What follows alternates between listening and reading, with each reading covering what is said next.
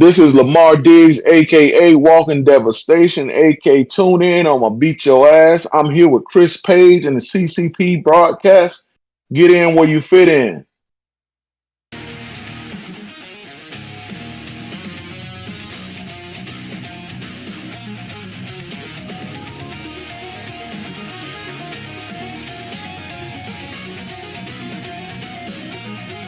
What is happening, friends of CCP Podcasting? Welcome to a live taping of Beyond the Bell. I am Chris Page.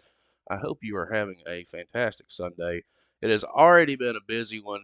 If you're on this side of the screen, of course, we were live with a Progress Wrestling watch along earlier today. Fantastic show.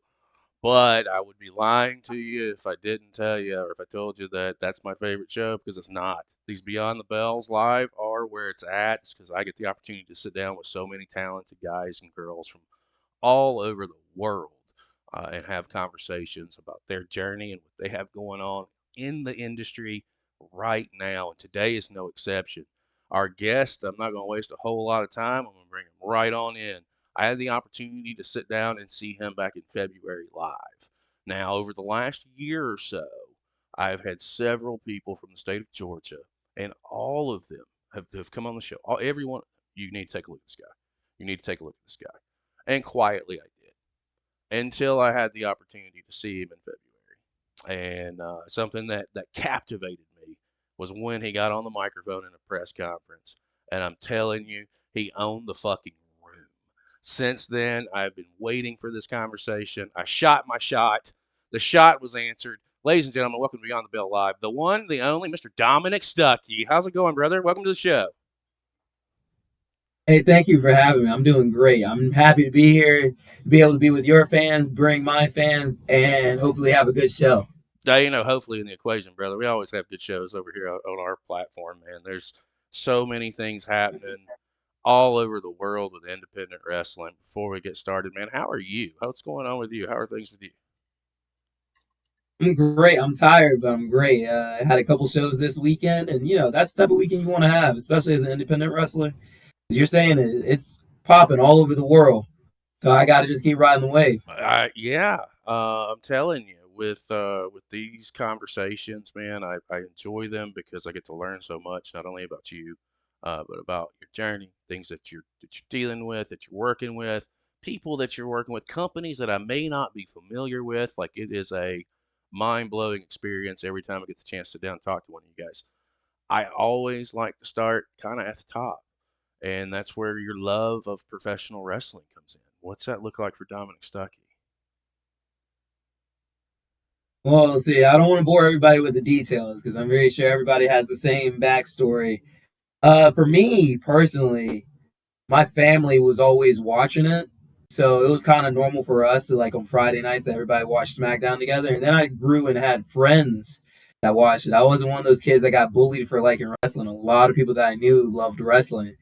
And the match that really got me hooked was Taker versus Shawn at WrestleMania 25. Oh, It's to this day my all-time favorite match. And ever since then, I was like, I'm going to try my best to be just like those guys. Unfortunately, the 6'10" didn't work out, but hey, the charisma and the athleticism and everything else that comes along with it, sure as shit has. Let me tell you that.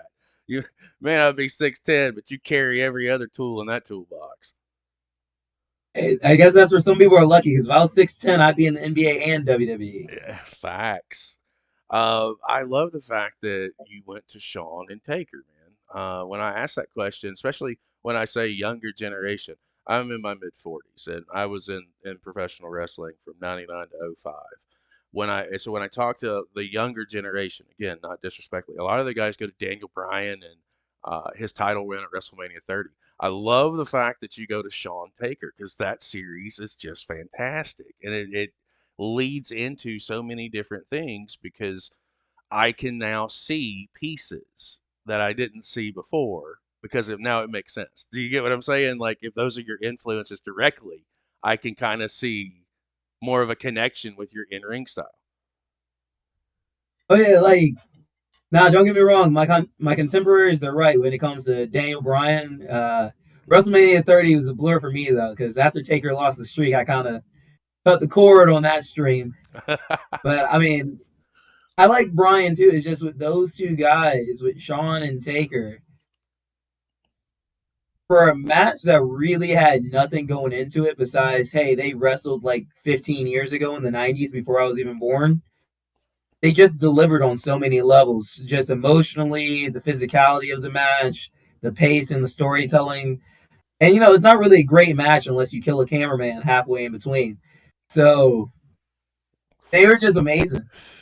I mean, look at Charles Robinson last night.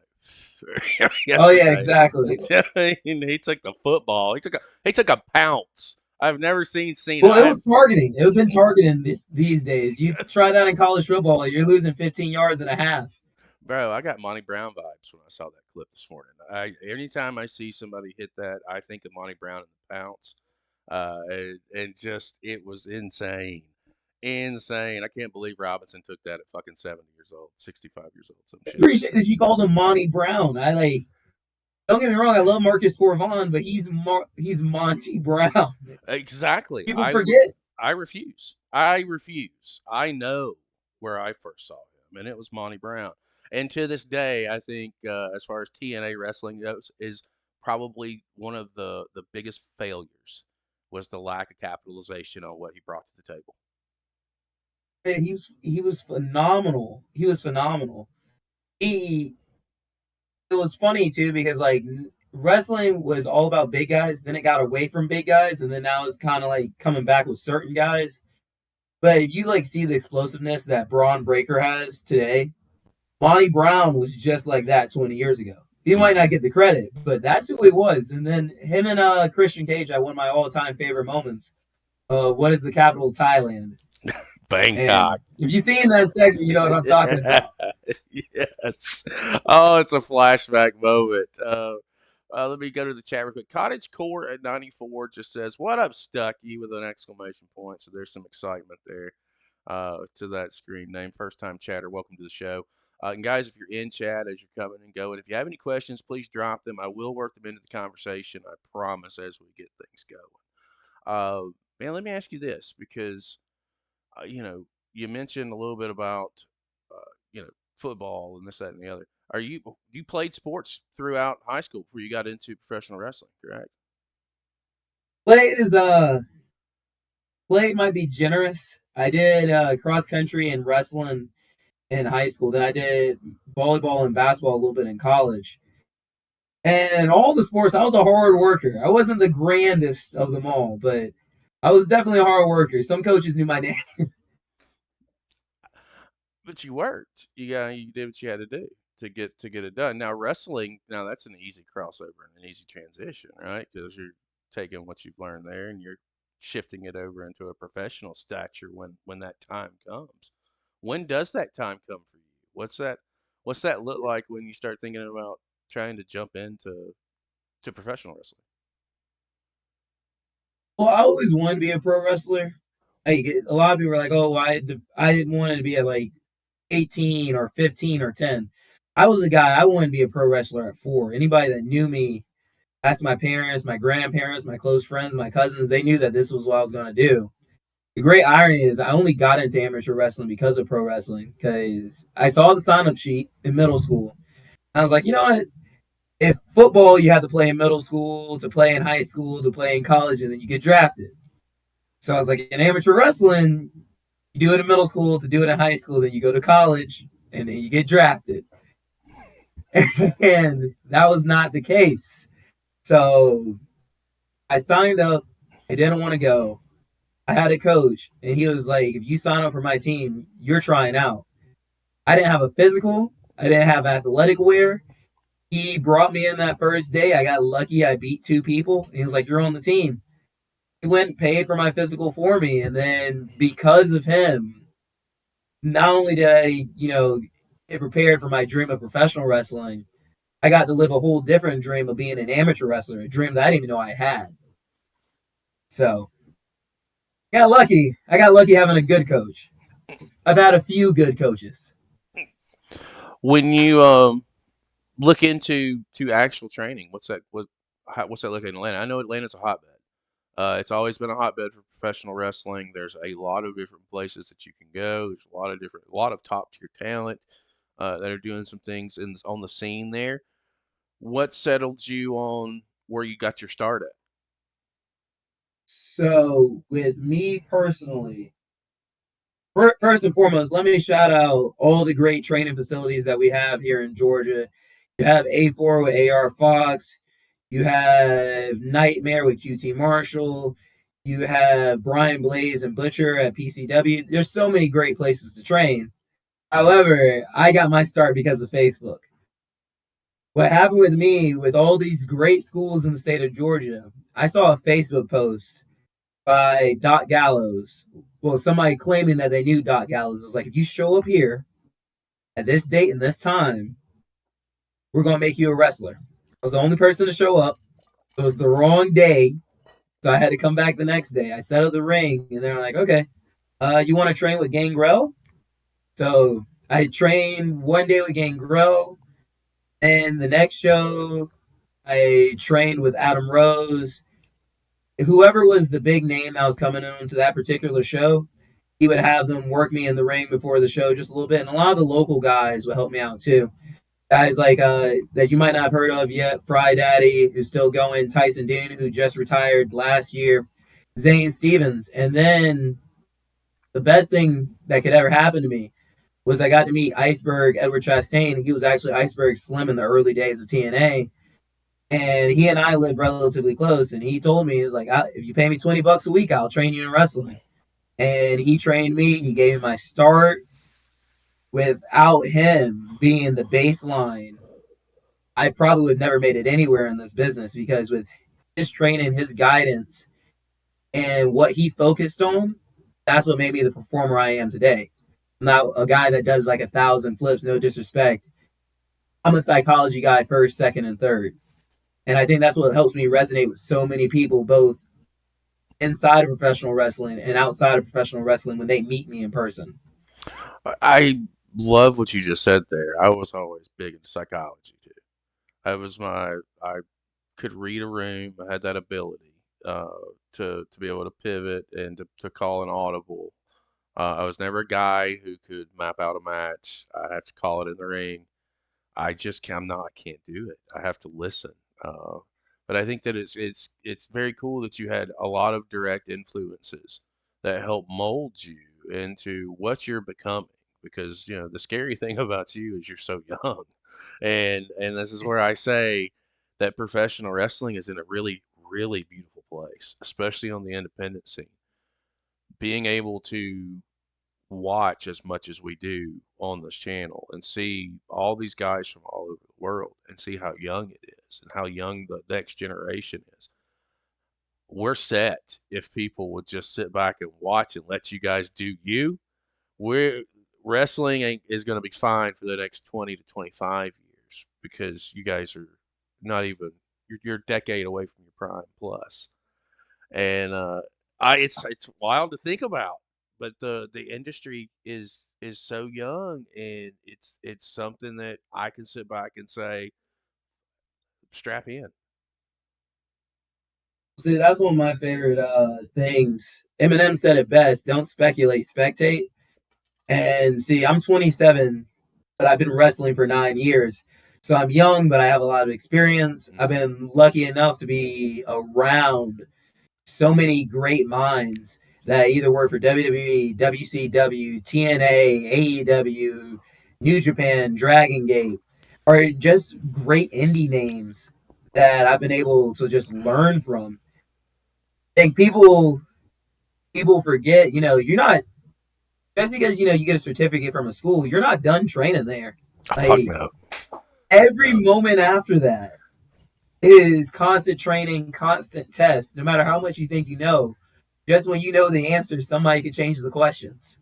So it's been a constant learning process that has been one of the things that's kept me going over 9 years. Is the ability to know, hey, I can still get a little bit better, or I can still do this, this, or this. So And everything's a learning opportunity. Everything is a learning moment. Or a teachable moment. Every show, every that's the thing. Like that's when you know that when you get the right guys who take it seriously. because it's so much more. And I tell a lot of the cats now, like, some guys, oh, I'm just finishing school. Where are you going next? What do you mean? Where am I going next? No, no, it doesn't stop there. If you want to be successful and you want to get to the top of that mountain, there are other opportunities and there are other places. You got to go and continue to learn and build your craft, and set yourself apart, because there is a lot of people and are a lot of people out there that are in the business today, and you can be the same as or different than, right? Like, you got to figure out what sets you apart. For you, what is that? What is that thing? What do you think sets you apart from everybody else that's out there right I think the thing about me is like this is my best analogy, even though it's something I don't like personally. Have you ever had mint chocolate chip ice cream? now? You know how like when you hear about it, it's like, why would I want to eat toothpaste as ice cream? Mm-hmm. Like seriously, why would somebody want toothpaste as ice cream? And growing up, my brother, that was his favorite ice cream. He loved it. All that whenever we get ice cream, that's what he wanted. And if you notice, people that love that particular flavor of ice cream, they will do anything to put that flavor of ice cream over. I'm mint chocolate chip. I'm a guy that when I first got started, I was overlooked a lot because my original trainer, Iceberg, he was coming out of wrestling. I wasn't a school guy. Georgia is cliquish. Every state, when it comes to wrestling, is kind of cliquish.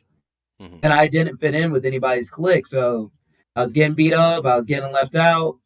All these bad things were happening. But all it took was for one person to be like, you know what? Dom's pretty good. And then next thing you know, it becomes two, it becomes three, it becomes four. And then you have people who promote you for you, like it's their job, or people that come to love you as you are in the ring, like your family. So my thing was, I didn't get better because of time in the gym or film time or even the amazing trainers that I had. What it was, I just constantly worked and more people would take up for me. And the more people that would take up for me, people were like, well, man, Dom, maybe this guy, maybe there is something here. And I've been lucky enough that every time I've had an opportunity, as you said, every time I got a chance to take a shot, I've made my shot. So I think that's what's kind of separated me. Not the in ring performance, not the promos. It's who I am as a person. People just enjoy the person. I, it says sometimes it can be infectious, man. I get it, 100%. I'm gonna come around to chat real quick. Just got a couple of questions. I'm gonna tell you, Cottage. I will ask yours towards the end of the episode for sure, because I think some of that we're gonna cover. UK Paul, buddy of ours from over in the UK, obviously, hence the screen name. What company gave you your big break? In your eyes, I Like, guess. where did I wrestle like my first real match, or just where did I feel like I became Dominic Stuckey? Let's go to your debut and then get into where you felt like Dominic Stuckey, because I'm real curious to see about that. When you have that initial match and how you were feeling, and that's one of those situations with me. It was what could go wrong did go wrong, but you make chicken salad. What was your debut looking like? So for me, I had done a couple battle royals just in the summer of 2016, right after I graduated high school. And I got trained, and then I was supposed to do one big rumble at this place called Wrestle America. I love Wrestle America. If you know, I'm Mr. Wrestle America. The booker at the time, I told him I wouldn't be able to help set up the ring. So he's like, well, if you can't help set up the ring, guess what? You're fired. Okay. My wrestling dream is over. PCW, where you came to change at, they were having a show that same day. And my trainer, he was like, hey, just ride with me. So I rode with him. I got put in a match against Brian Blaze and Jeter. If you ever met either of those two guys, two living Georgia wrestling legends who would beat the holy hell out of you, especially if you're a new guy. And they were like, all right, you're wrestling. So I go out there in gym shorts because I didn't have any gear. I wasn't prepared. And my tag team partner, he's in AEW now. He's Big Beef. Mm-hmm. He tears his ACL in the first 2 minutes of the match. So I worked the whole match. And I get to the back, and they're like, you know what? You did pretty good. The only thing that's going to change is you're not going to be Dominic Demento, because I was so hooked on being Dominic Demento. And they're like, what's your real name? And Matt Hankins, another legend who I couldn't have done this without, he goes, Demento sounds too northern. This is Georgia. You're going to be Dominic Stuckey. I was like, okay. My real name, that's why I got into this business, to use my real name. But everything that could have gone wrong went wrong. But every piece of chicken crap that I was handed became chicken salad. And I was lucky enough that the guys I was in the ring with took care of me and then promoted me in the locker room, knowing that I was a guy willing to learn, knowing that I was a guy willing to work. Where I became Dominic Stuckey, that I would give credit to Plastic City, which is in Athens. Mm-hmm. So with them, I was literally just an underneath guy. But I'm a huge Florida Gators fan. You guys don't know. Go Gators. I'm trying to figure out a place to put these stickers. And Athens is the home of the Bulldogs. They were coming off their first national title. And I had a Florida Gators hoodie, and they're like, "You're gonna take that off, right?" I was like, "Hell no. I won't wear it. This is me. I'm not gonna pretend for anybody." So I got that. I wore it. I got a little bit of heat, and I just kept talking. And with Classic City, it really came down to they would just let me talk and talk and talk. And eventually I would say things that weren't like heinous, but people were like, man, we hate Dom. And then some people started to like Dom. And that, when I went out there and I got what I like to call the John Cena pop, where some people are cheering you and some people are booing you, but everybody in that room is into you. When you have 400 people chanting, let's go Dom, F you Stuckey, they're all in the palm of your hand. Like, and I'm doing nothing. I'm sitting back, relaxing, just like I am in this chair right now. That's when I was like, all right, this is who I am. This is something I can do.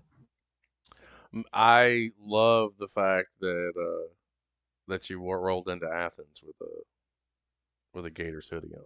That makes me smile. Yeah. And I also dig this too because I always say people can see through fake. That's why our platform is an organic platform. Our conversations are organic because people can see through the robotics of it all. Some of the most, and if the most successful guys, whether it be mainstream on WWE, AEW, or whether it be independent wrestling, they're when you're yourself, they tend to find more success because you are not having to go through the motions of trying to be something else, trying to be someone else, or try to be a character. Now, some people can do it well, but I resonate more with those that have that more authenticity to them, and that's a stronger piece of the game now. And to see that that's a direction that you went, you've made it work. Kudos, because that's half the battle. You're not having to worry about who am I here to impress or who do I have to try and be, or what do I have to try and say because you wouldn't say it, you wouldn't do it. Like it's just easier, I think, to navigate. Exactly. I don't have to guess about what would I do because it's who I am. And I think that's one thing that a lot of people struggle with, especially in wrestling, because in wrestling you have people, oh, well, you got to look like this, or you got to be this tall, or you got to do these moves. And I was like, you know what? I'm on Frank Sinatra, this bad boy. I'm gonna do it my way. It's either Frank Sinatra or Limp Bizkit. I'm gonna do it my way. So and it Well, was worked out. It's worked. I'm more prone to the hot dog and the chocolate flavored water. That's just my It hasn't way. always been wins, but it's worked out. It's my way of saying Limp Biscuit, I guess. Let me ask you this though, like as you're developing this momentum and you have them in the palm of your hand, you go back to that moment in Classic City Wrestling when it was like, all right, this is it. How do you parlay that across the Georgia scene? Because you capture lightning in a bottle in one place, you may have to do something a little bit differently somewhere else, or it may work everywhere. How do you fine tune that to the specific market that you're going into? Well, once again, it's like the authenticity of it. And I'm gonna shout out one of my friends, Tyler Culprit, who's out of the business now. You can see the Fantastic Four poster behind me. I'm a superhero guy. He used to always say the Indies is like a multiverse. So I'm this character over here, or I'm this character over here. The character has the same roots. Spider-Man's going to be Spider-Man, no matter if he's in red and blue or the black suit. So for me, it was all right. I might be the guy that you love. I might be the guy that you hate. But the core principles are still there. I just have to fine tune it to meet this crowd. There's going to be some crowds like in Atlanta. Atlanta's a crowd where if you don't work in that ring, they're going to let you know. Atlanta will boo you until you get out. And not the good boos, the go home, burn your boots type of boos. And you have to go for 20 minutes. And there's some crowds like in South Georgia where they just want you to stand there and be that hero or the villain that you are and exclaim yourself. You don't have to go 20 miles an hour because they don't want to see 20 miles an hour. They want to see 1 mile an hour, but they want to see so much motion in that mile that it makes Six Flags jealous. If that makes sense. Mhm. Getting the most out of your steps. No, I get you 100%. And now you said something, and again, this is my ADHD. You said you're a comic book guy. I gotta know. You're good. I gotta know your comic book hero and villain. I have to. So can I do 4? Can I do 4 each? Yeah, absolutely. All right, my Mount Rushmore for heroes, Batman's number 1. Batman's my guy. I love Okay. Batman. Spider-Man's my favorite Marvel hero. I love Captain America. I love Captain America. Not the Falcon Captain America. I know that's going to hurt some people's feelings. But OG Steve Rogers, skinny Cap, into the muscle-bound guy. And then 4th spot, I'm going to go Superman, even though I love Black Panther too, but I'm going to go Superman number 4 because I'm around so many people that love Superman. Like one of my best friends, he's a Superman guy. My dad's a Superman guy. And just his morals and his values when he's playing the good Superman, I love. Villains is Joker, Doom, Luthor, and I'm going to go Venom. Only just because I like Venom's just chaotic. I just appreciate the chaos. Why am I the only guy that's a Two-Face guy? Why am I the only guy that likes Harvey Dent? Okay, I like Two-Face, but he would make my Batman top 4 if I was just doing Batman villains. Well, yeah. Because I like Penguin a little bit more than Two-Face. Sinner. Hey, you like who you like. I got you. I should have cheated. I should have used the Fantastic Four. I could have got 4 people for 1 spot. Yeah, you could have, but you didn't. And you chose to keep it real. And I love that. I think that, something about professional wrestling that a lot of people don't see and won't see because unless they've been involved or is involved or are involved. There's a lot to it. It's time consuming. It takes a lot. There's a lot of sacrifices that have to be made. There's a lot of things that you have to put ahead, put behind you for professional wrestling. And one of the questions that I do ask, and usually is like, how do you balance that? What's that look like? But in our chat, our buddy Cottage Core, one of his questions is, how do you balance professional wrestling with the work life, with the family life, with the friend life? What's that look like for you? Well, for a long time, I was really, really bad at it. Like one of my best friends, I missed his wedding. I've missed a lot of weddings. I miss funerals. I miss birthdays. I miss my birthday sometimes. And the thing is, and this is how you know you're in a good spot with the people around you, is they understand that. Because in wrestling, especially at this level, you don't always make a lot of money. There's been times where I've been handed $3. People think it's a joke, but I've been handed $3 at times. But for me, if it's something that you want, whether it's wrestling or acting, or maybe you just want to be like the best like Pokemon player in the world, you got to make it work for you. You got to sacrifice, and people are either going to understand, hey, this is what they want to do. This is what they love. They're not out here doing anything crazy. They're just trying to make the dream work. Or they're going to let you go.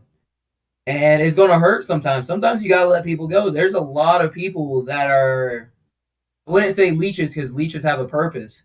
There's a lot of fake people that only use you Mm-hmm. for what you can do, and they don't care about what you have done or who you are. And this sacrifice in the game is real.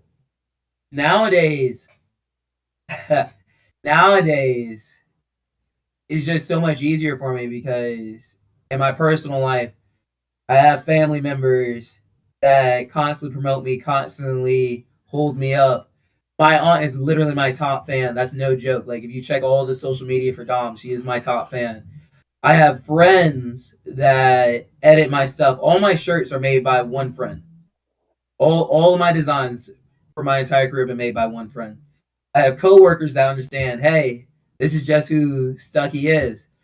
I have so many people that have allowed me to be successful by sacrificing for me. At this point, if I don't do everything I possibly can, I think it'd be a disappointment and a letdown. Oh, that makes 100% So the best way to work is, I guess, to work harder. Yeah, I mean, I get it 100%. And talk a little bit about the thing with Georgia is the market is so vast and there's so many companies up there. And I know that you guys can stay as busy as you want, just as you want to be, if you choose to be, right? Um, Platinum Championship Wrestling is where I came across you. Again, like I said at the top of the show, uh, Skrilla was one of the first guys that I stumbled across from Georgia when I started this platform. Uh, and then from there, Nausea, and I started, branching out and checking out what's going on in the scene. Because if there's one guy that's great, there's another guy who's great. Goddamn, all these guys are right here in the South, and from there, like Rico and a handful of others. My ADD just kicked in. I lost where I was going with that question. You're good. It was there. You're good. Well, I mean, heck, here you lost track. Let me just add in on those three guys. Skrilla and Naja, two Georgia Wrestler of the Years, 24 and 23, if I'm not mistaken. Rico does a lot in Georgia. He also does a lot outside of Georgia. He's just such a great person. I met Rico through AC Mack. Mm-hmm. If you know the connection there, you know I'm not Mm-hmm. putting I don't put anything out there. But AC Mack was one of my really good friends before he retired, and he was a great wrestler that Georgia had. And all three of them, I've been lucky enough to be in the ring with them. And I say the word lucky enough a lot because they're such great talents, and they're not the only ones in Georgia. But those three that you just named, such great talents that whenever you're in the ring with them, that 99% that you think that you're given looks a lot like a 79%, and they just make you work so much harder and you have to do so much more. And I don't mean, all right, well, if I went to the top rope once, I got to go to the top rope three times. I mean, put in the emotional energy, because that's the thing that drains you the most in wrestling. When you see somebody really sweating, is the emotional connection that you have to build with those fans. They drag it out of you like really great wrestlers do. And even though we don't always get along, I've always been at odds with Skrilla and Naja. I can admit what greatness is. And I think it takes a great wrestler to recognize another great wrestler. And the people that pretend like some people aren't great, those are the ones that you see that they might be on a top show and then they go to a B show and then they go to a C show. And then in 10 years, you don't know if they retired or not. And that's one of the pathways I always try to avoid. So shout out to those guys. Even though next time I see you all, it's probably going to be a punch to the face. Well, I know where I was going now. Was because that's how I came across your work, as I said at the top of the show. And we did have an opportunity to do some stuff with change, uh, and I, Toddy, and myself, and my better half had the opportunity to come up and catch the show and be there and witness it. Something that, again, promo is where I'm going, just so you know the setup's coming. I had that opportunity to sit down in the press conference and see you captivate the room. I'd seen your work before, like I said at the top of the show, but when you took that microphone, I'm telling you from my perspective, and I only speak for myself. People can agree or fucking disagree. Watch the fucking press conference and then you tell me. Commanded the room and stole the show in about 4 minutes. It's about how long it took, and for you to Yeah. deliver your promo, and that was it. There wasn't a whole lot more back and forth. I come out. I was excited for the match to begin with. Let me just be honest. And then of course there were some shenanigans afoot. You were coming in as the PCW champion. You ended up getting screwed. Uh, but I did have the opportunity to see it and feel it. And for somebody that you didn't know me from Adam when I walked in that room. To tell you that it connected and resonated, it connected and resonated. So I asked that and set you up with that because promos is something that it's a force within the business. You got to be able to talk.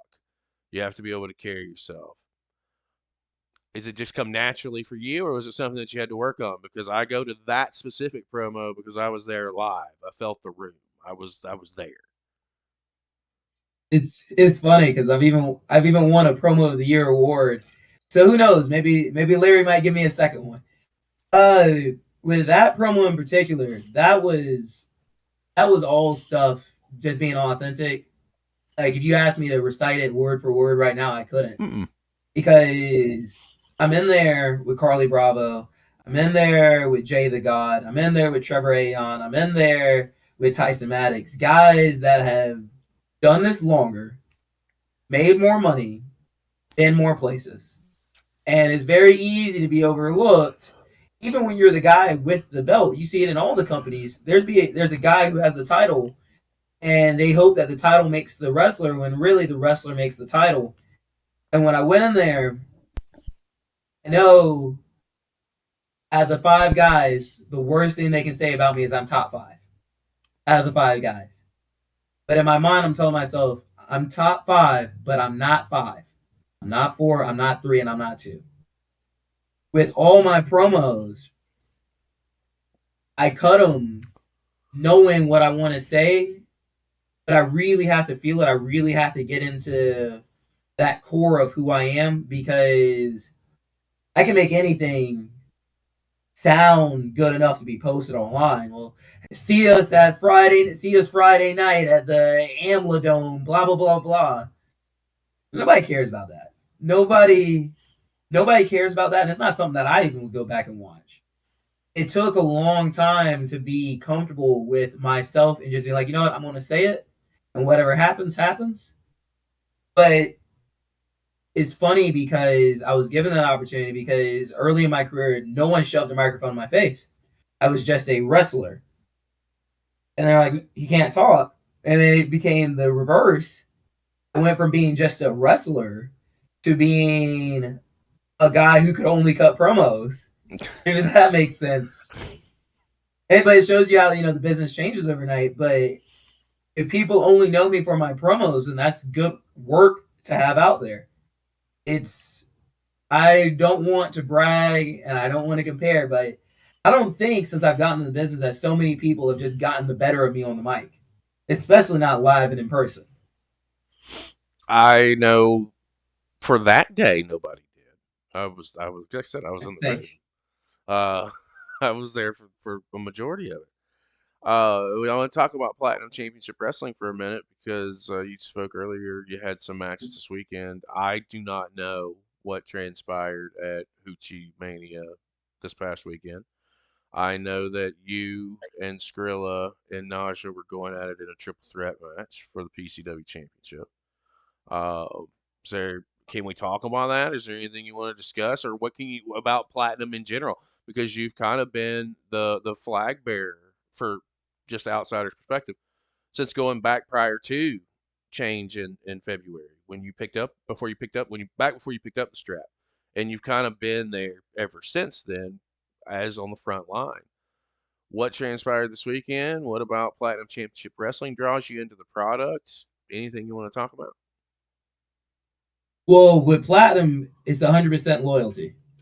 I'll never forget what Matt Hankins did for me. I'll never forget what Brian Blaze or Jeter or Gil Quest have done for me. So as long as my services are available in the Indies, I'm going to do my best make my services available to them. And as for being the flag bearer or the face of Platinum Championship Wrestling, I appreciate that a lot. I don't know how true that is because for me, when I think Platinum, I think of progress. I think of guys that put the business forward. And for me, I like to think that I helped a lot of my, I guess in this case, coworkers move forward in the business. But I'd be lying if I say, guys like Naja haven't changed the direction of wrestling in the state over the last 2 years with his Hoochie Mania, with his madness. And all that Hoochie Mania started with him stabbing me in the back. And this last Friday was no different. He stabbed me in the back again. And he got the better of me. But the reality of it is, when it comes to myself and Naja, Naja is great for Georgia wrestling, and that is a fact that cannot be denied. Dominic Stuckey is going to be great for all professional wrestling. And that's going to be this year. That's going to be next year. That's going to be for the next decade. We were talking about how young I am. Imagine when I hit 35. Imagine when I have all the seasoning and a full beard. It's going to be a special thing to see. And the Platinum Heavyweight Championship, that's a championship that I've been lucky enough to hold. And I'm guaranteeing that I'm going to hold it again. It's just a matter of me and Naja getting in the ring and having that one-on-one. Having that finally who's better moment. Are you better because you've always got the advantages? Or are you better because you're better? Now, if he's better because he's better, then I can accept that. But I'm going to let you know, same thing I said with the promos. If I'm top 5, I'm not 5, 4, 3, or 2. I got to be number 1. Let me ask you this. Do you think that Naja's avoiding a one-on-one contest with you? Because you just pointed out, like, this is a triple threat that happened this past weekend. Going back to Change 2, that was a multi-man that, shifted into his favor. Let's be fair. Let's call it what it is. He called an audible and stole the championship. What do you think it'll take for him to get into the ring with you one-on-one? The reality is, and you might know the wrestler I'm quoting, to be the man, you got to beat the man. Now, I've been a wrestler for 9 years. Naja's been a wrestler for over a decade. How many other top stars in the state have I not wrestled a one-on-one with? I've wrestled Joe Black. I've wrestled Chip Day. I've wrestled Hunter James. I've wrestled Bryce Cannon. I've wrestled Drew Adler. I've wrestled Simon Sermon. I've wrestled Skrilla the Great. I've wrestled Rico. I've wrestled Owen Knight. I've wrestled Chad Skywalker. I've wrestled Judas. I've wrestled Cruel. I've wrestled every top name you could name one-on-one over the course of those 9 years, with the exception of Naja. So when you're grading Dominic Stuckey, you're grading me based on reality. When you're grading Naja as the best, you're grading him based on expectation, based on hope. And I'm a person that I'm going to tell you outright. Kids that I coach know this. I hate hope.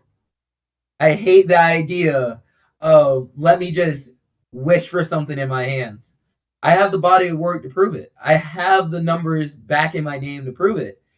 So I think sometime very soon, we're going to get that 1v1, because if Naja wants to continue to be the best wrestler, not just in his mind, but at his promotion, in his state, he's going to have to step up and prove it.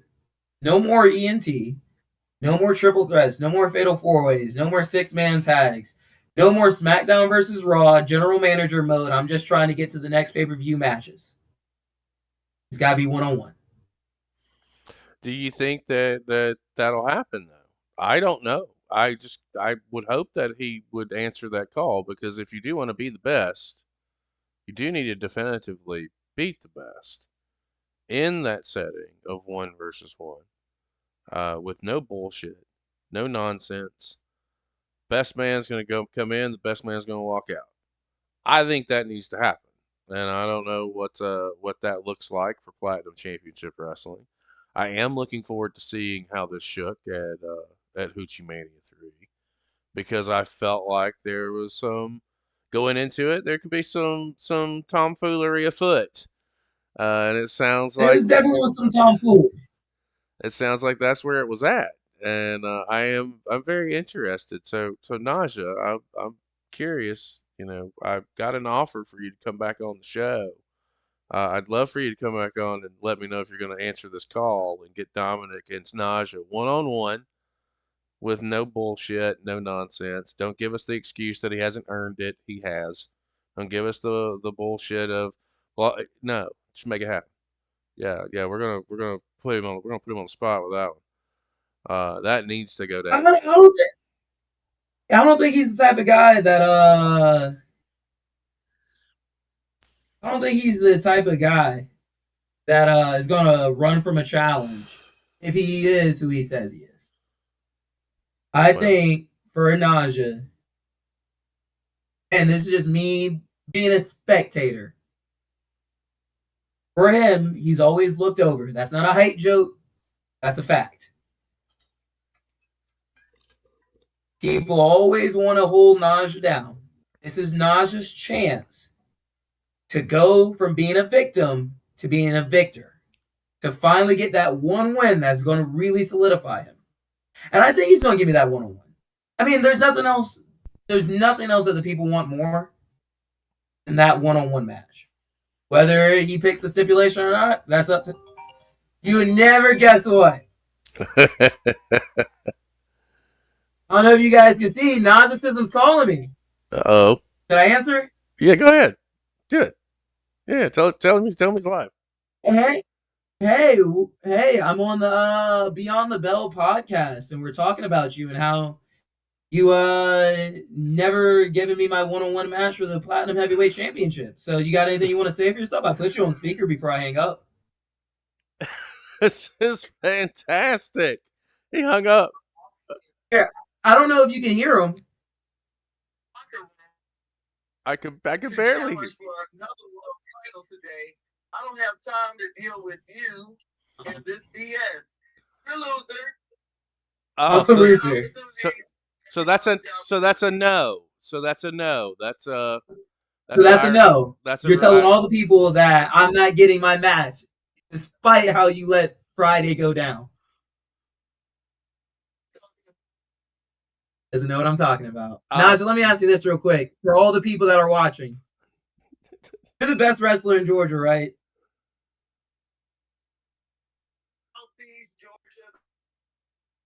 You're the best. Let's just say you're the best that ever exists. Who have you beaten?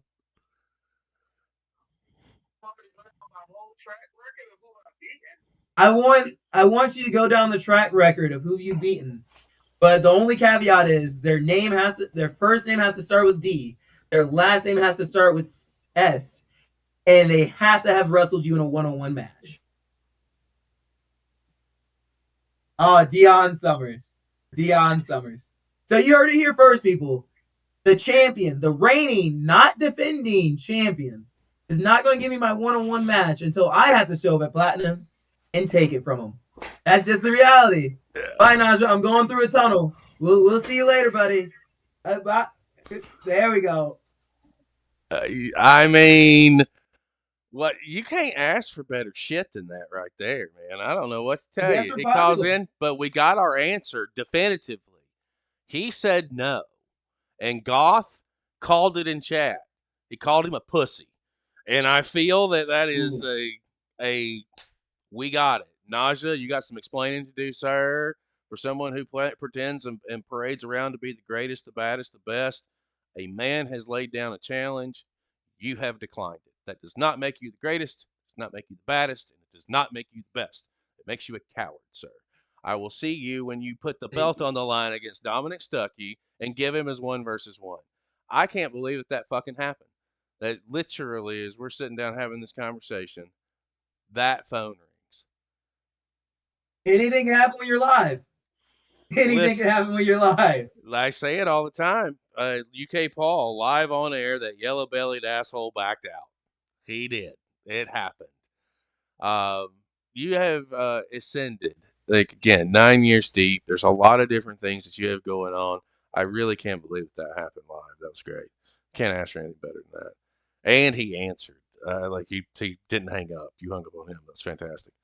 Uh, Yeah. outside of Platinum, there's a lot of moving parts with Kraken. Kraken Pro Wrestling has recently hit my radar. Uh, and I had Lamar Diggs on last week, no secret. He proceeds to tell me that, you and he and, several others dominating over there for the first season. What can you tell me about, Kraken Pro Wrestling or anything related to that product? Because I'm literally going to be watching my first pieces of it probably later on this afternoon on Roku because I haven't seen anything before. Well, first and foremost, shout out Mr. Larry. He's the man behind the scenes that has put all these wrestlers in a position to succeed. And not only does he deserve to be highlighted, I deserve a raise. So make sure we clip that exactly. Sure. Kraken. So South Georgia has a special place in my heart when it comes to wrestling. Because when I was still early in my career, I had to wrestle in a lot of places in South Georgia because a lot of places in North Georgia, where all the best wrestlers weren't booking me. Is how it works for a lot of guys. So I spent a lot of time at Sunbelt, and I spent a lot of time at Pose, both former promotions that used to have a lot of good talent that just would always get overlooked. With Kraken, at the hands of Hanson and Huckabee, whether we get along together in the ring or not, they are in your face when it comes to my guys can be successful. I'm going to put them in a position to be successful, and they're going to succeed. And then you're going to go back and you're like, well, why didn't I see that before?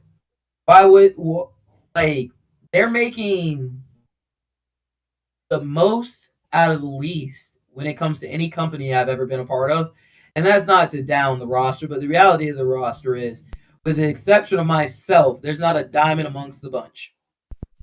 You have a lot of people who are coal, or maybe even like the cheap gravel that they get to put in people's driveways, that have been made to shine in a spectacular fashion that if you're a fan, you're like, all right, I'm going to go see this person, this person, and this person. But why can't I see them in another place?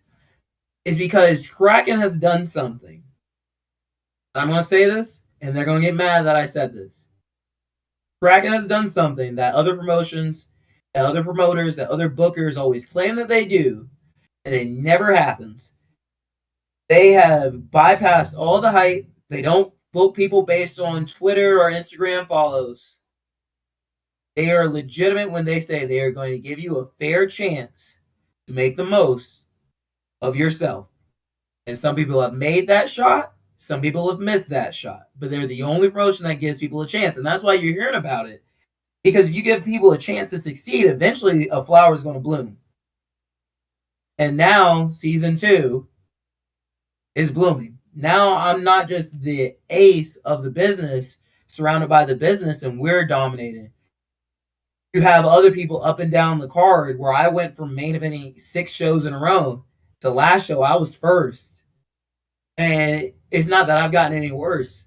It's that a lot of people have gotten a lot better and have earned their opportunities. So that's why Kraken is on fire right now. Well, let me be fair. Give people a chance. Let me be fair. I think the most important part or the two most important matches on the card is your opening match and your main event. Your opening match sets the tone for your event. Your main event should be the one that the people want to see. But that opening match is equally as critical, if not more so, to setting the tone and the pace for the entire show. So you think about that from this perspective. You just main evented 6. Yeah, let's give someone else a shot. We're gonna put you on first because again, we gotta have you there because I need you to get the crowd invested and get the things going. It's a pat yourself on the back. Most important spots on the show. Yeah. Locked down. Hey, if you're a younger wrestler listening, please play that back to yourselves a couple of times. First match or main event, a lot of people will tell you there's 2 most important matches. I always tell people any match on the card is an important match because you're lucky to be on the card.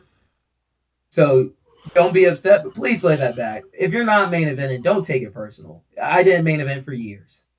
Yeah, but I'm gonna tell you when I was when I was in the ring, I used to tell the promoters I toured South Alabama, Florida, a little bit of Georgia, Mississippi, and over as far over into Texas and Louisiana a little bit. I used to tell the guys if if I'm not on last, can I please go on first? Because I want to challenge. I want to challenge the rest of the roster.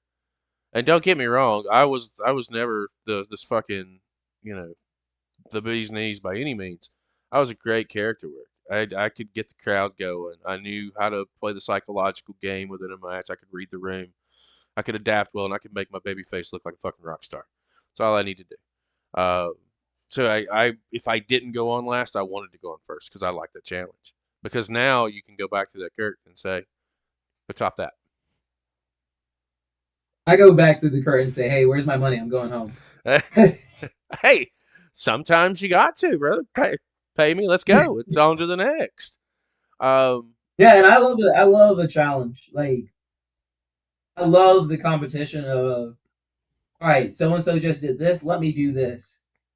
All within reason, because there's some people that you can't be challenged by. There's some people that just aren't in your air, so you can't challenge yourselves with what they do. But I do love a good challenge. In fact, there's one wrestler, and when they hear it, they don't know I'm talking about them. We have a challenge every single show that we're on together. We pick a move, and we both try and hit that move, and whoever hits it the best, they win. And I don't want to brag, but I'm undefeated. I'm undefeated, and he knows it too. So I was about to say, I was going to ask you, do you have any games, not games, but anything that you would do? Like back in my day, we ribbed a lot, so I would steal a tassel.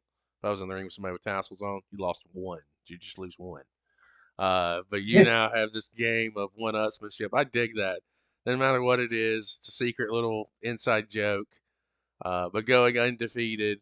Okay, now I have to know. Give me some of the moves that you've hit better than. Don't say who, but just the moves so that you've done better than. so one was as simple as a leg drop. One was a simple leg drop. So what I did was it was a pop up famouser bulldog combo at the same time. So I hit a famouser and a bulldog on two different people at the same time. The most recent one was leg submission. So we left it broad. It was whatever leg submission you can hit. I was like, you know what? Instead of hitting one, what's better than one? Two. But what's better than two? Three. So I did a cloverleaf, an STF, and then transitioned to a front necklock chancellery. Yeah, you guys didn't know Dom was a wrestling nerd, so I know all the names. Mm. And luckily, so far, so good. I'm probably jinxing myself now, and I'm probably about to lose like the next 5. But luckily, I don't see that person again until like late July. So I wish them the best. I just don't wish them good luck against me in this competition. That's great. We did have a message earlier in chat. I'll loop it around now from Cottage Core. You've been doing this 9 years. What's the next 5 look like for you? What's in your 5-year plan? Hopefully, a contract. I know, and this is one thing that I gotta make clear for a lot of wrestling fans. Not everybody's goal is to be contracted to WWE, AEW, or TNA. And they should be respected because there's so many great wrestlers that aren't contracted. And people are like, well, they're failures. But failures to who? For me personally, getting a contract within these next 5 years. Because in the next 5 years, I'll be 32, which would be still young. But I've done so much in my personal life where it comes to my day job. I don't call it my shoot job because my shoot job is wrestling. Wrestling is number 1. My day job's number 2. Even though I love all the people at my day job, but I've succeeded there, and now is my turn to not just be one of the best at Platinum or the best at Wrestle America or the best at Kraken or the best at Southern Fried or the best anywhere. Just in Georgia, it's time to put pen to paper with either WWE, AEW, TNA, New Japan, and start making the most of this, not just in economic sense, but in just the sense that all the people that sacrifice for me to even be in a spot just to be on this podcast and look back and be like, you know what, I sacrificed that one day for him, but look what it got him. They can be proud of what it ended up for me. So that's what I'm looking forward to. That's what I'm hoping for. I hope. I think that you're the kind of guy that is ready for opportunity and then goes out and makes opportunity as And thus far in your career, while yeah, you're almost a decade in, you're 27, and this is where I say professional wrestling is in a beautiful fucking place. You say 35, right? Like that's not even, you're not even in your prime yet. Now Yeah. in professional wrestling, this is what's mind blowing. Back in the day, yes, 30, 35, yeah, looked at it as a prime. But now, no, dude, fucking, that's how Lamar, fucking Chick Donovan's wrestling at 78. And again, I ain't saying it's good. I'm just saying he's out there wrestling at 78. It's possible. Ricky Morton is still going. I toured with Ricky Morton in 2000 for 2.5 weeks, 3 weeks. He is still out there rocking and rolling and doing his thing.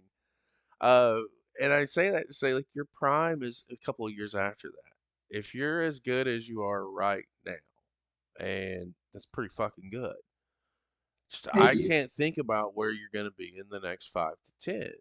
And yeah, everyone eyes a contract and wants to make that money and wants to get up there and make that happen. And it's possible. It totally is.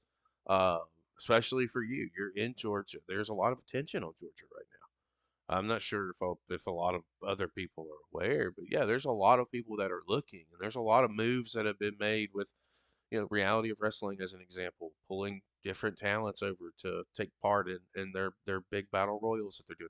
That's not by chance. Like there's other things that are happening, and it's just a matter of time before the right person sees what you got going on and sees what you're capable of doing.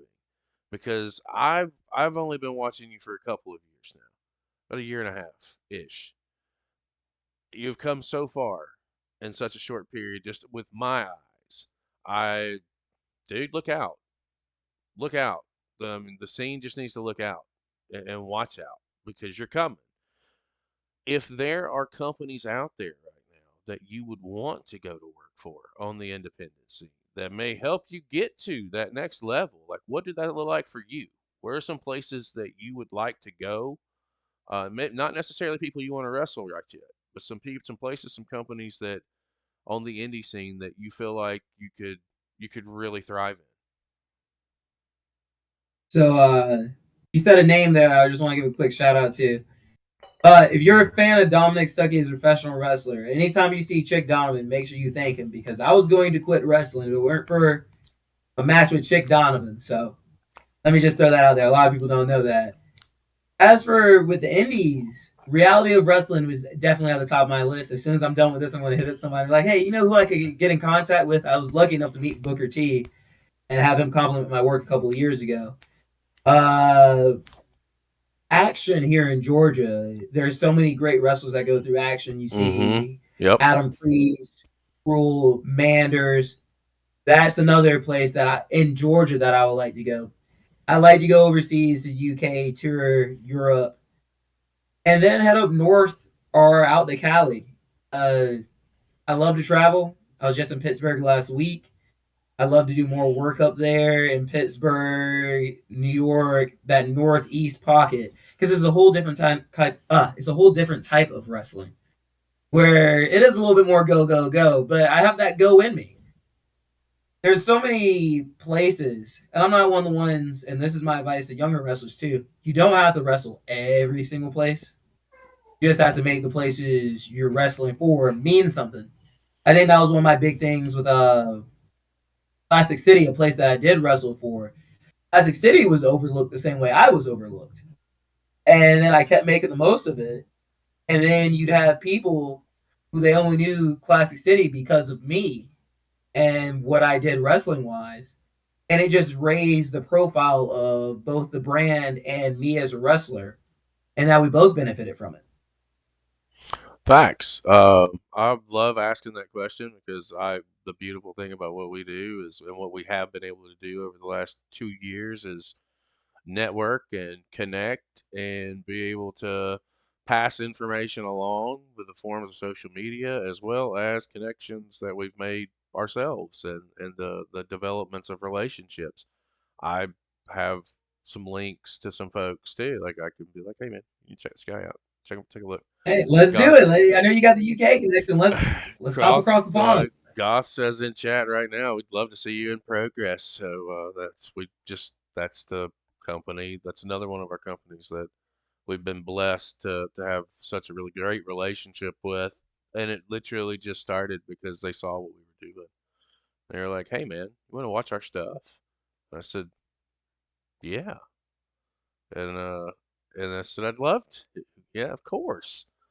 Because we started overseas. I don't know if you know this. Our channel started literally because somebody said I was not even taking shit seriously at all. We were doing something else, and they wanted to start taking it seriously and say, "How do you do that?" I was like, they wanted to do wrestling. They wanted to cover the E, and they wanted to cover AEW, and they wanted to do for AEW, yeah, AEW. And I was like, bro, everybody's doing that. You can be the same as, or you can be different than. What's everybody not doing? Nobody's looking at the indies, or people are, but how seriously are they looking at them? And it started from there.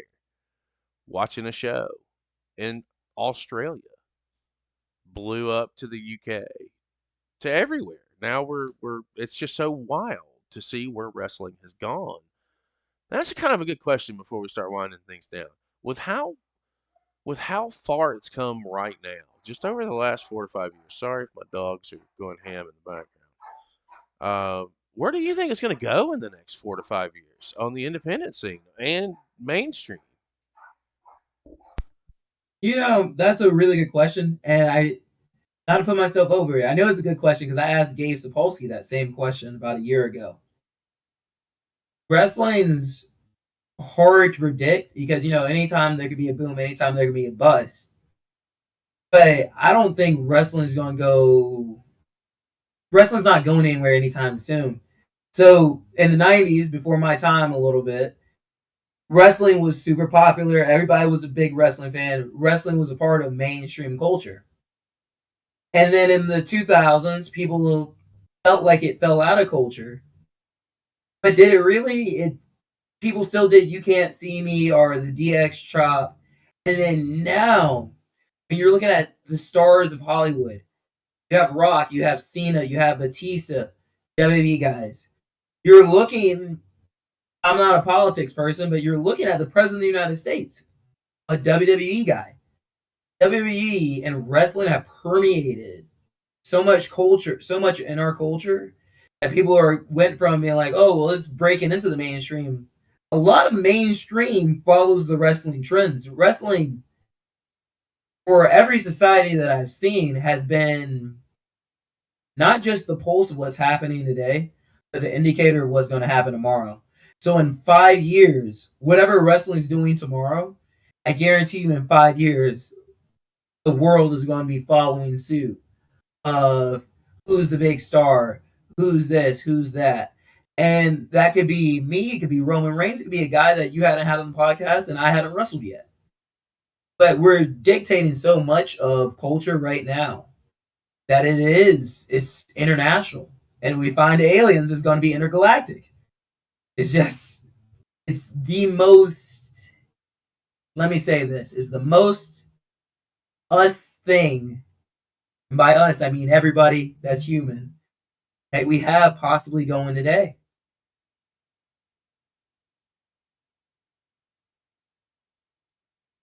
I think you're muted. Yeah, I tried to mute my dogs out. Thank you. It's endless for that. I have 2 dogs, by the way, and Zeus decided to make his presence felt in the living room.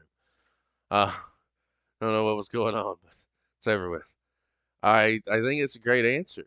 The possibilities are endless, really, for professional wrestling. And right now, if it's as healthy as it is right now, and here's the scarier thought too, is with all the different training schools, and there's a lot more reputable training schools all over the world now. The students in some of these places are so young. They're being trained super young, and they're going to have the experience moving forward as well.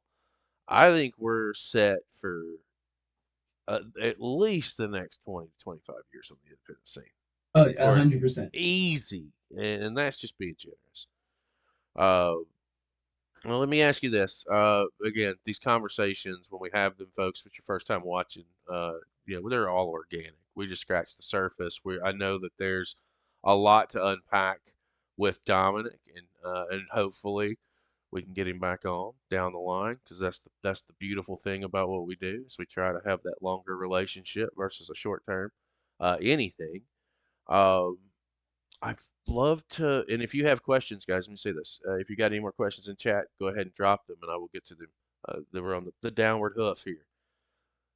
With the independent scene being as popular as it is, as red hot as it is, who do you want to get in the ring with? Who are some people that are out there that you feel like you can jive really well with? See, that's kind of like one of the odd things is like having been around and then being in Georgia, I've had the opportunity to be in the ring with so many great wrestlers.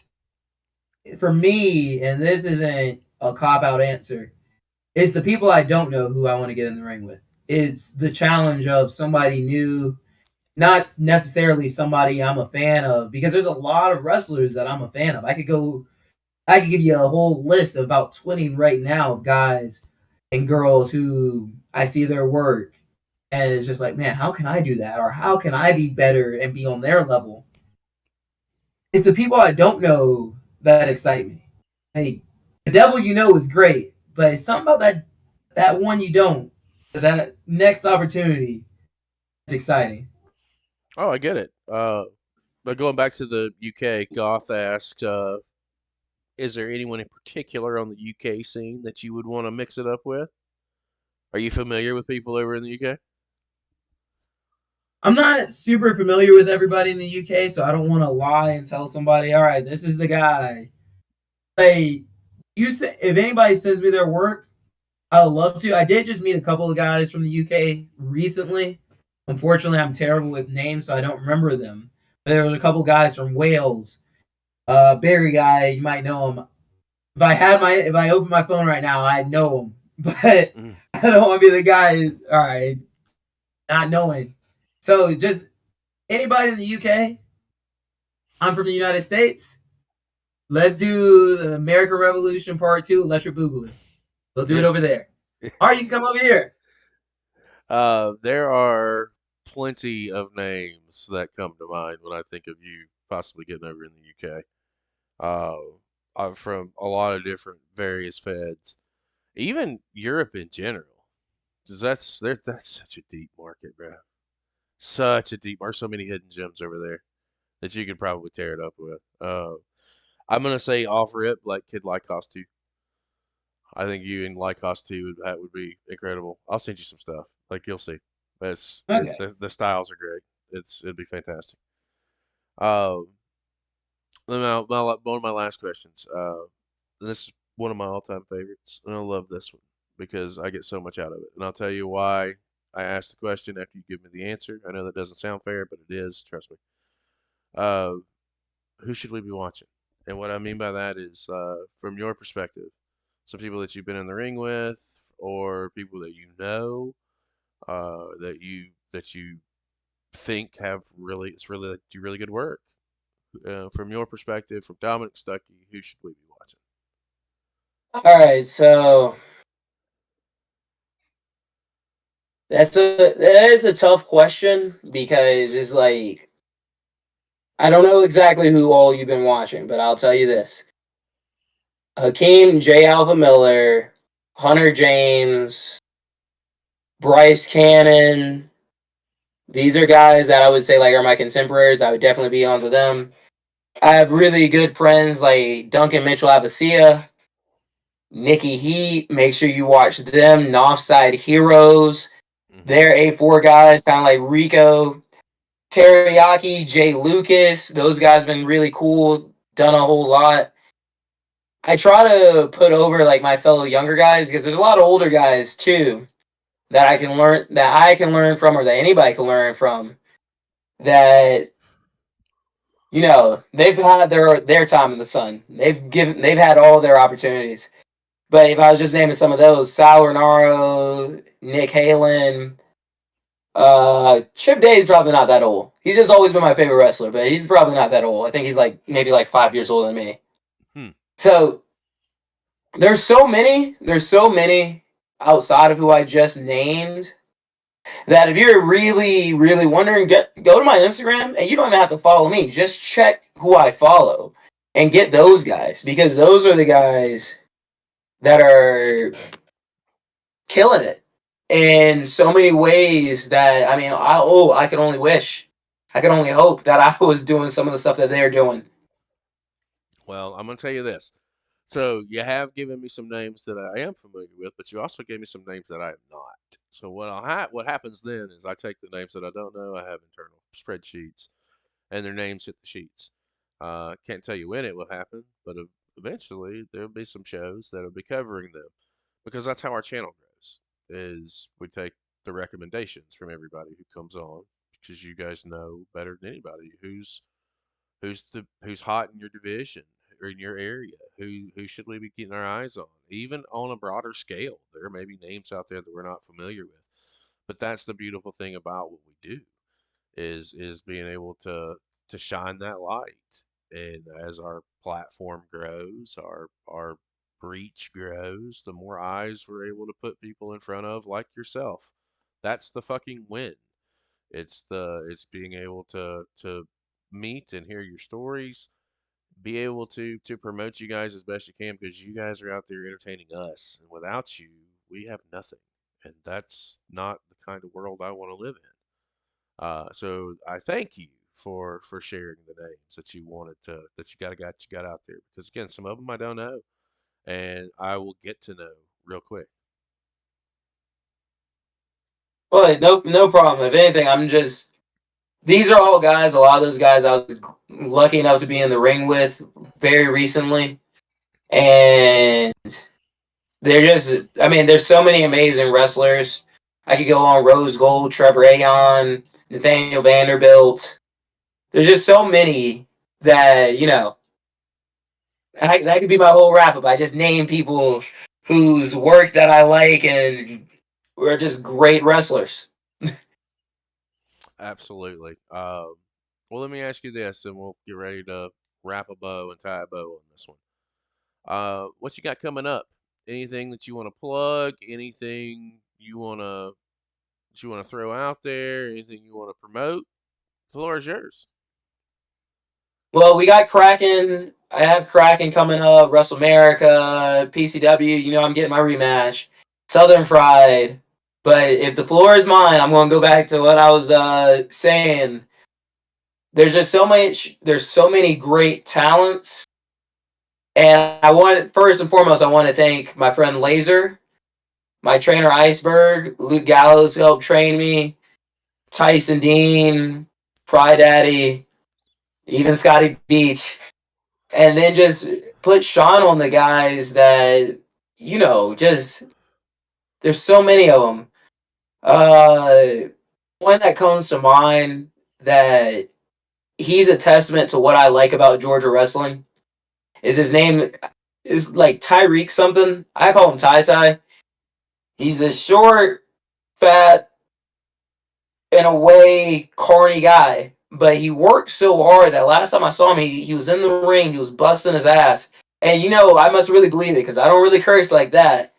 And he's just an indicator of what Georgia wrestling is. We're a collection of so many hard workers, so many people that are willing to put our bodies on the line, like Dion Summers, DJ Smoke, that it truly makes this state special. And to be highlighted in any capacity as one of the special ones amongst the special ones just makes me feel so honored, because I can just keep going on. You got Exotic Use, you have the Renegade Twins, you have Parker Lee, you have KJ Impala. There's so many people that this place, you can drown in greatness so quickly. You take one step off the boat and you're drowning in greatness. And there's all these people that are just swimming, swimming, swimming. I'm just honored to be a part of it. I'm just truly honored to have had the opportunity for the last 9 years to wrestle all the places that I have been able to, both inside the state and outside the state, but also to be in the locker room with so many of these great individuals and let me stress great. And thank you to all my fans too, because you guys support me. You guys share my stuff more than I do. You guys have been phenomenal, amazing, supportive. Buy a t-shirt. But seriously, you guys have been great. And thank you, Chris, for having me. Because what you're doing for the independent scene, a lot of people would have overlooked it and been like, oh, there's nothing for us here. And what you're doing for the independent scene has helped us grow in a way that, some people, you look at their page, they never had a picture that had 50 likes until you tagged them in it. And I just think that's phenomenal because it's helping so many of, in a way, my brothers and sisters and myself included grow in something that we're passionate about. So thank you. No, man, I appreciate that. I do. I'm going to tell you, like I tell everybody else, whether this platform took off or it didn't. This is the beautiful thing about it, is I would do it anyway. This is what I like to do. And we all talk about work and having to do the real job. My dream is to be able to get to a point to where this will sustain my life and what I do. That is my end game because we're making so much headway here. And we couldn't do this without you guys because, again, someone told me this will never happen. Well, hold my beer. Uh, let me Yeah. see. Hold Let my me beer hands.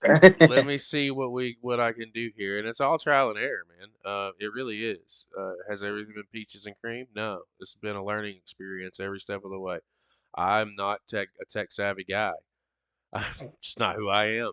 So to be able to conduct a stream and be able to do this shit now, it's insane. But we couldn't do it without you guys, and it's a two-way street. As as you can see, I'm not a tech savvy guy either. I I mean, mine literally went out on me in the middle.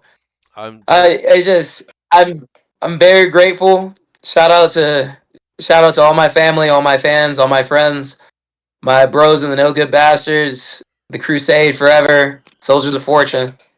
Not Dom without you guys. So Well, this has been an absolute pleasure to sit down and be able to chat with you. And like I said, we just scratched the surface on this. That's what I dig about these organic conversations because you never know where they're going to go and what direction it'll take you. And we don't like to be those typical podcasts where you come in and you have, 10, 12 questions that you've answered 30,000 times. yeah. You may get a couple, but a couple of repeats, but for the most part, we just like to go with the flow. We couldn't do it without you guys. We appreciate everybody who tuned in today. Before we tie a bow, if you have not done so, the easiest way that you can support independent wrestling is by sharing, and subscribing. In Mr. Stuckey's case, it's been on the screen the entire show. It's been right there underneath him. They call me Dom. Dom is going to be with a zero, not a number Yeah. zero, not the letter or the O, zero. They call me Dom. It's the same on Instagram and over on X, and you can get him on YouTube with the same. They call me Dom with the zero, 4157 over on YouTube. All you got to do is smash that follow button, hit that subscribe button, check out what he has going on, and share his content, share his stuff. That's the way that you can put him out there to other people that may not be familiar, and they may see something that they like, and they may buy a fucking t-shirt. So I appreciate you, sir. It has been a fantastic chat. Once again, thank you, thank you. And if you're wondering about how they call me Dom, one of my classmates, she made all my social media for me. So don't get mad at me. No, you want the same stuff. Like that keeps it simple. That's the way I feel. Keeps it simple. For Mr. Dominic Stuckey, I am Chris Page. Appreciate everybody who came in and who tuned in. We hope you have a great afternoon, and we will see you next time.